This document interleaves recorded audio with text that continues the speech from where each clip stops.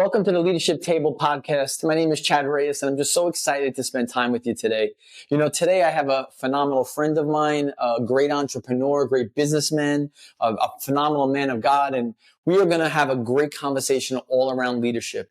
One of the things that I love about Roosevelt Board is his heart for people. You have, and I say this, with the utmost respect, you have a huge heart for people. Certainly. Where did that begin? Where did that heart for people begin? Well, honestly, I think a lot of it starts with my mom. Mm-hmm. My mom taught us to love others, strangers. My mom would be giving things. We didn't have a lot to give, but she would be giving out things, and I'd be like, Mom, seriously? Like, in my mind, obviously you never question or challenge your mother, but like I always wondered, and I always just picked up on that, and her willingness to, just go out of her way for others. I think that was one of the things that just really stuck with me. And being in the food industry, I just always have loved serving people and what the dinner table does. And so I just think the combination of my mom and just the dinner table, I think those things combined have just always made me love being with people and around people. That's good. So for our audience, right? So we, as you know, we have leadership, a lot of people in leadership, entrepreneurs, corporate teams. Tell them your journey. I think it's really helpful for them to know Roosevelt the man. How'd you get to where you are? You obviously own a very successful Chick-fil-A. You made a huge impact in the local New York City, Staten Island community. Just take them on that journey. Yeah. So, I won't take you through the full journey, but I'll start at college. I went to Coastal Carolina University in Myrtle Beach, South Carolina. I went to school for marketing. I was really passionate since honestly, probably I think the seventh grade about going into advertising. What was it about marketing that you loved so much? Well, it's funny. I actually had a project in the seventh grade, to come up with a slogan for this greasy, slimy cheeseburger. And I came up with this slogan and the whole class loved it. And I got an A on the project. And I never saw a lot of A's in school. So that shared a lot in common. It stuck with me. It was like, all right, well, maybe this might be my thing that I can be successful in. And so, so it stuck with me. Went to school for marketing. Was really passionate about it. Was the co-founder, president of the marketing club. That's cool. Interned with Southwest Airlines in their advertising department. Same thing with NASCAR. So it was really just setting myself up for this future to work for some big ad agency. And I was hoping to actually make it back up to New York City. And so, just like most of us, we started applying and looking for opportunities. And then by the time graduation came around, there wasn't an opportunity for me. And I had to start pivoting and thinking about, all right, what am I going to do? Because I definitely have enjoyed my freedom and I love my mom, but I was like, I just got to go make it. I've got to go make it on my own now and figure it out. And so I set my resume out, and Chick-fil-A at the time was looking for people to join their what they call HBLT, is high performing leadership team. And but they also were sharing that you can be developed within the business to hopefully own your own Chick-fil-A. Wow. And again, was that your goal from the very beginning? Did you want to own your own Chick-fil-A from the beginning? From the beginning, that was the vision that was shared for me. Never had I actually wanted to. Prior to applying for the position, never did I say I want to own a Chick-fil-A. I would always wanted to own my own restaurant. Got it. Yeah. Again, I love serving food and serving people. And so, when they shared that, hey, listen, you could be a franchise owner before the age of 30. And I'm, as a business graduate, I'm like, oh, yeah. All right. Sign me in. Sign me up. Sign me up. Done. And I started working for there literally 2 weeks after college. And now it's going on 14 years that I've been with the company. I worked my way up through the ranks, started as a nighttime manager, and just grinded for the next 4 years in the restaurant. Started working for a corporate, shortly after getting married, and did that for 2.5 years, traveling the country, running Chick-fil-A owned restaurants. And then in 2018, I got the beautiful opportunity, the blessing of an opportunity to open up the Staten Island Mall location. And this upcoming September will make 7 years that we've been in operation. So. Yeah, and you've done so much in the Staten Island community, and you sit on the local board of Chamber of Commerce, and you give tremendously to all different organizations. What I love to hear is the leadership DNA that you've built there. I know people that have worked with you. I know people that have reported to you, and they speak so highly of Roosevelt Board, the man. Now, I know, and you and I have spent time, I know the whole Chick-fil-A model. I know, True Kathy's whole journey through it. But what is it when it comes to leadership for Roosevelt Board? I mean, we can look at Chick-fil-A and their profitability and the success and everything, but Roosevelt Board as a leader, as an owner of a Chick-fil-A, leader of your family, what is it about leadership that you think is so key when it comes to empowering people?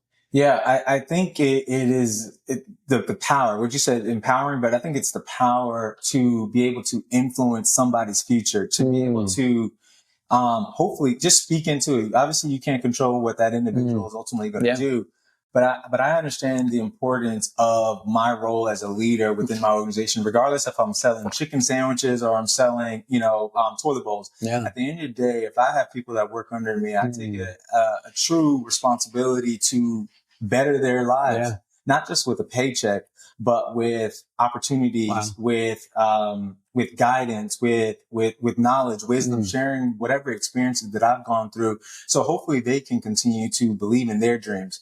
I see it as an opportunity to speak into them where I wish someone would have spoken to me. A lot of us come from, we're self-motivated, right? But the power of a leader or a mentor that comes alongside you and guides you is so powerful. Priceless. And it's priceless. And that's what I had when I first started working for Chick-fil-A in 2011 with my operator, Steve Farmer. And he really just came alongside me and just led me, and shepherded me along the way. And so now when I'm in this position and have this opportunity to influence so many people within my restaurant and in my community, I take that responsibility very serious. And I hope that, again, I'm not going to see the outcome of me speaking into these young people's lives or whoever's life, but ultimately I hope I'm planting a seed. I'm leaving something with them that they're better because they met Roosevelt. I hope so. I hope so. That is ultimately the goal. Again, at the end of the day, they'll probably never remember who told me that thing that has now changed my life. I don't care about that. I just want to invest in people's lives. I just want to make a difference. I just want to do my part, and I'm in a position to do that. Yeah. One of the things that I find very fascinating about Chick-fil-A and, the organization that you lead is it's all about being a leadership development company that happens to sell chicken, right? Yeah. Cause really what at the end of the day, it's we develop our managers, we develop our people, we develop the youth that come in to work for you. But you're really a leadership development company that sells chicken. That's how your profit is, right? Certainly. But I think if organizations understood that, every company is a leadership development company. We got to develop our people, help them reach their potential. And then, oh, by the way, how we make money is chicken. How we make money is construction. How we make money is selling, tax services. Sure. I think that many people miss that. And one of the things I love about Chick-fil-A's model, I love about what Roosevelt Board personally does is you get that, right? Why? And I guess not even why, but how important is that methodology and belief system to the success of what you've built? Because you've built first of all, Chick-fil-A has one of the highest profit per store location of any franchise in the world. Yeah. You're a high performing franchise as well. How does that all transpire into you investing in your people? Yeah. If I don't invest in my people, I don't get to do this right now. If I don't develop leaders, I don't get an opportunity to go out into the community and speak to schools, right? Because the operation still got to go. I still got to sell chicken. Don't get me wrong. Like Monday through Saturday, 8:30 a.m. to 8 p.m. we're selling chicken, but obviously I can't be there as well. And so every single hour. And so it's important, but it's not just about like my ability to be outside of the restaurant. At the end of the day, these people, again, they have, for a lot of my leaders, they had something inside of them that I saw. I saw something. Most of them never applied to be a leader in my business. I would say 90% of my leadership team started off as team members. Yeah, you saw something in them, you developed it, you cultivated it, you nurtured it. And that's exactly, and I think that, again, is so important as a leader. It's like, it's not about like, oh, hey, I want all the accolades or I want all the praise for everything. Like, I want my team to be in the front. I want, when someone says, man, Staten Island Mall is crushing it, they may say Roosevelt because it is my business, but at the end of the day, I know it's Joe in my business. It's Dion, it's Arian. It's those people, it's those leaders that I have equipped with my experiences, knowledge, giving them books, giving them opportunities to just lead, that has made the difference. And I just think that, again, as a leader, it's important that we develop people behind this. And again, a lot of times other leaders are worried, like, oh, I'm worried that they're going to pass me. I want my leaders to pass me. Let's stay there for a moment. Because I think a sign of a great leader is someone that's developing people for them to do it better. One of the things that I love about the Chick-fil-A model, and it gave you your opportunity, if we could be real here, right? Yeah. You worked at a owner-operator's location. Yep. You served them well. You invested and grew their business. But that owner-operator knew that at some point, Roosevelt may start his own company at one point. Roosevelt may go launch a new location. And I think one of the amazing things is that it's a culture of developing people. Talk about that, because you don't see that.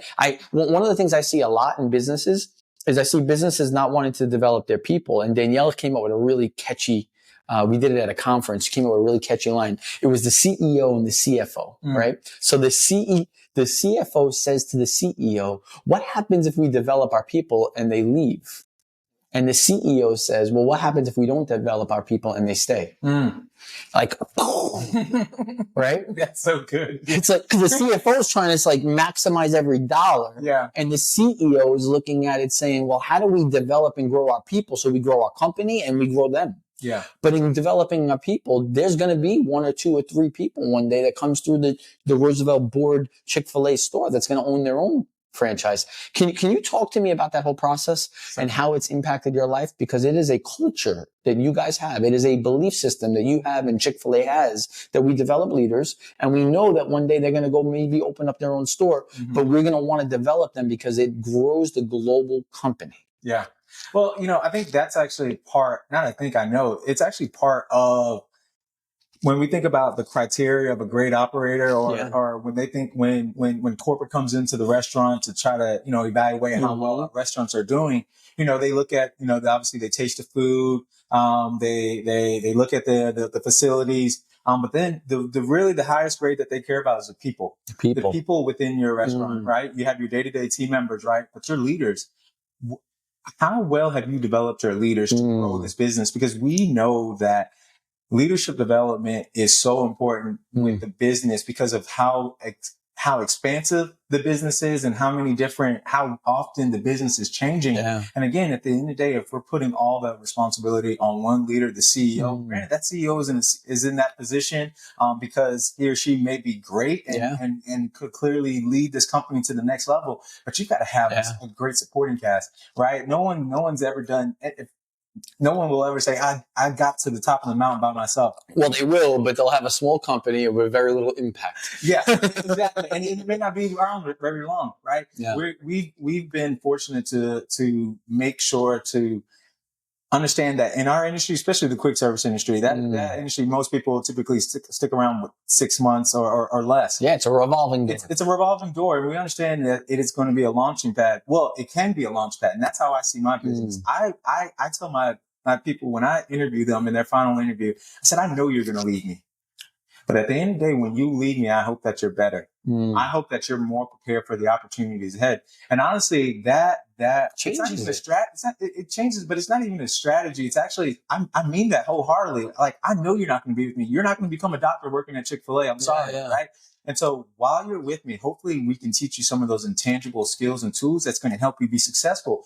While they're learning those things, that has now helped the business grow, because while they're learning all the things in biology in their classroom outside of the restaurant, when they come back, that multitasking skill now that they've learned is now able to do more, a lot more productive and efficient within our business.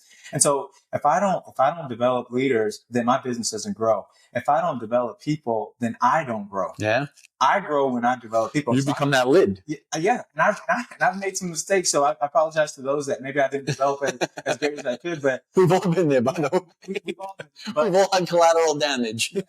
I'm sure there's some writing a letter to Chick-fil-A about me that it would not be so great. But ultimately, in all seriousness, I think the thing is that I just find it extremely important, and Chick-fil-A finds it extremely important. It's part of our DNA to make sure that we lift others up. Yeah. And that just comes in the form of leadership development. That's good. So tell our audience and our listeners, tell them 2 things that you apply in your business to be one of the top performing Chick-fil-A's. What are 2 things from a leadership and business perspective that you've used that is so valuable and you're willing to share with our audience? Yeah, I would say 2 things. The first one will be servant leadership. I think servant leadership is key to the success of a business. Those that are willing to put others in front of their needs, right? I mean, that's it's kind of somewhat similar to leadership development, but it's a lot different because at the end of the day, I know I want to make sure that I take care of you. I learned very early on with Chick-fil-A. It's actually, in the Bible, it talks about Jesus washing his disciples' feet. Yeah. And that story always stuck out to me when I was a little kid. It's powerful. And then when I started working for Chick-fil-A, I was working for Chick-fil-A for probably about 6 months. And we had a corporate visit and we were preparing for it. At the time, we used to wear ties. We used to look like we worked in a corporate office. By the way, that's what everyone did back then. Everyone had this changed a little bit. Changed the hat. Just a little bit. We were preparing for this corporate visit, and my boss, who, again, has only known me 6 months, brought me into his office and said, "Hey, listen, I want to make sure you look good. Go ahead and have a seat." I said, "Oh, okay, man, what's about this? What's about to happen?" He got on his hands and knees and he broke out his shoe shining kit and began to shine and clean my shoes to make sure that I looked good for the visit. And in that moment, I just saw Jesus washing his disciples' feet. And I understood right then and there, I'd do any and everything for this man. And so I haven't shined any shoes at my store just yet, but that is one of the things where I try to find ways to serve my team before my needs, before I don't care about if there's a benefit to me. The benefit is seeing that person get to the next level. Right. It's seeing that person win or just helping that person in whatever it is the thing that I'm helping them with. The second piece is continuous improvement. My team gets tired of me here saying those 2 words, but continuous improvement is so important in the growth of our business. As I stated earlier, the complexity of our business is just gotten, it is never changing. It is never, it is always changing. Yeah. And it's always, granted, our product is the same, right? Since I've started working in 2011, we sell that same chicken sandwich. But how you deliver it? How we deliver it, who we deliver it to, and the modes that we deliver have changed completely. It only used to be 2 different channels, right? The front counter and the drive-through. Now it's front counter, drive-through, third party, and all these things, catering. And so we've got to be competitive. Our competitors are coming up with these things, and so we have to continuously think about how do we get better. Yeah, it's like you said, we get good numbers. We're recognized as being a top performer in the chain, but at the end of the day, so is so many other companies, so many other leaders, right? And we have to make sure that we're just always trying to up our game and get better, because our customers expect of it. They don't say, "Oh man," they don't look at it as like, "Oh, you guys are still the same company at 2018." I'm sure they don't care, but they recognize. When their time is valued, when the quality of the product is consistent. Correct. And so that only happens if we just continue to try to sharpen our blade and have continuous improvement. So we, you've probably heard me talk about this. We talk about the 3 ROIs, the return on investment, the return on influence, and the return on impact, right? For our audience, I just want to unpack it for a minute. And then I'd love for you to just talk about how do you look at your business model through those 3 ROIs? Return on investment, obviously we put dollars up. We want to see a return on the financial dollars, right? Return on influence, you use the influential name of Chick-fil-A to open up doors, and then return on impact, to use the platform to make a difference in the community. Can you talk about each one of those ROIs and why it's important to the success of your business model? Yeah. If I had a notepad, I'd write that down because I try to remember each one of those ROIs. So I may have to ask you to. That's okay. So starting with the first one, return on investment, at the end of the day, there's different forms of return on investment in the business, right? The most important investment that I can make is, and I don't hate to sound redundant, but it's in my people. Yeah. it is investing in my people, right? Obviously, you know, we have catering vehicles, we get new iPads, whatever like that. Yep. But the most important investment is the people, because at the end of the day, we're in a serving business, right? So if I can, and that's just not leaders. I'm talking about my team members, right? I want to make sure that I'm investing in my people, and that's where we see the biggest return in a business. When it comes to return on influence, I say that, like you said, using that Chick-fil-A brand has helped me tremendously be able to open up doors, right? Let's just be honest, Chad. You and I wouldn't have met if it weren't for this opportunity, if it weren't for Chick-fil-A and you 100% grand opening, which I'm so appreciative of. And here we are now 7 years later, in this friendship. But that brand has helped me make the impact that I want to. Because little old Roosevelt Board, I mean, granted, I have this heart and I'm that same person regardless of I'm with Chick-fil-A or not with Chick-fil-A, but it's helped me get into those rooms, get into those doors, and get into those schools, and be able to share the message to those young students or to that nonprofit organization, and hopefully make an impact. Now, when it comes to return on impact, you know, the return on impact is when I see someone achieve their goals. That for me is so great. I have students, not students, I have team members that have worked for me that had no aspirations of going to college, that had no aspirations of furthering their education or even believing in their dreams and goals. And when some of them have been with me since day one, so I'm going on 7 years, and they're about to graduate college or they're about to graduate graduate school, that's impact. That's not necessarily impact on my business. That's impact on their life. And it's a ripple effect. Generations. It's a ripple effect. It's a ripple effect. And that right there is gold for me. That right there is what helps me go to sleep at night. When I know that when I show up and I took the time to invest in that person or just care for that person or see that person and tell them, I believe in you, that impact, that's the impact that I'm chasing. And I wish businesses and organizations would understand the impact of the 3 ROIs. Because you see, a lot of organizations, they're just trying to maximize dollars and returns. And while, yes, you could be profitable, you may not be fulfilled. So that's why you find people that say, oh yeah, I can't wait to retire. Like, why can't you wait to retire? Well, I want to do what I want to do, because they never built a business that had the other 2 ROIs. But if you have a business that has 3 ROIs, a return on investment, so it's profitable, a return on impact because it makes a difference, and a return on influence because it allows you to open up doors through the influential platforms you have, why would you want to retire? You only want to retire when you're doing things that you don't love doing. No, I have no plan on retiring. That's it. I'm never, and not because I can't, because I don't want to. Why would I want to stop retiring? Why would I want to retire? And I'm not saying it's bad for certain people, but why would I want to retire when every day and every month and every year I get better at what I do? We get better at what we do. The impact gets greater. Why would you want to retire? No, because again, do you want to stop making a difference in someone's life? Do you want to stop seeing change? Do you want to stop growing? When I hear retirement, I hear the end. Death.